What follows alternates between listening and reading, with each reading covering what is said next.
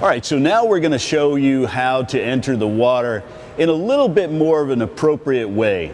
Essentially, we've been teaching people how to enter the water with immersion suits by crossing their legs, covering their face. Well, the reality of that is when you enter the water with a crossed leg, you essentially end up diving way down into the water. You end up resurfacing with feet up because the legs end up having a lot of air within that immersion suit, and people get disoriented. One of the first factors of entering the water is you don't want your head to go below the water. So if we keep teaching people to enter the water with our legs crossed, we're going to have problems. People get disoriented. Immediately when they get cold water in their face, there is a natural reaction of a gulp of fresh air.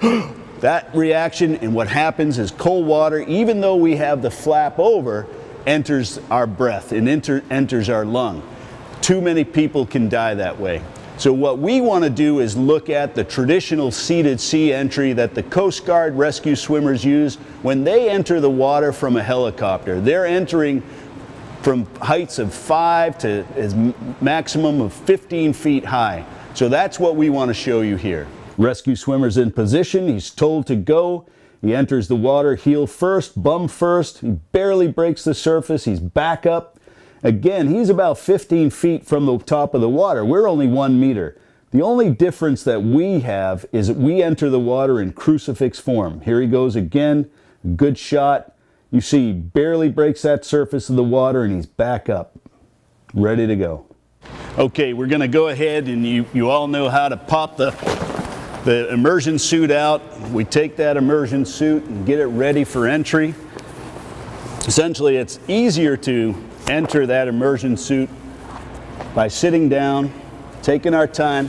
One of the things I brought here is a couple of plastic bags that I'll put on my feet so it'll make it easy to sit in and get my feet and legs into the immersion suit as appropriate.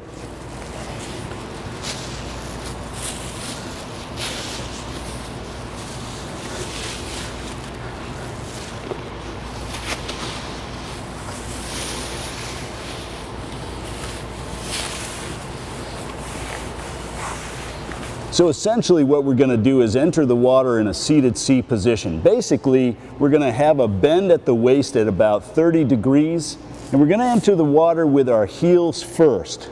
Our legs are going to be spread about shoulder length apart, and essentially when we go into the water, we need to have our arms out in crucifix form. Remember, the goal is not to have your head go below the surface of the water if possible. That might be impossible, but do your best. In this crucifix form, in the seated sea, you're not going to go under the water very far, okay? Remember that. Your head shouldn't go under the water as much as possible. You also need to remember you have that flap across your face, so that's going to protect you a little bit. Make sure you have that seated sea position, 30 degrees angle at the waist, heels first, crucifix form.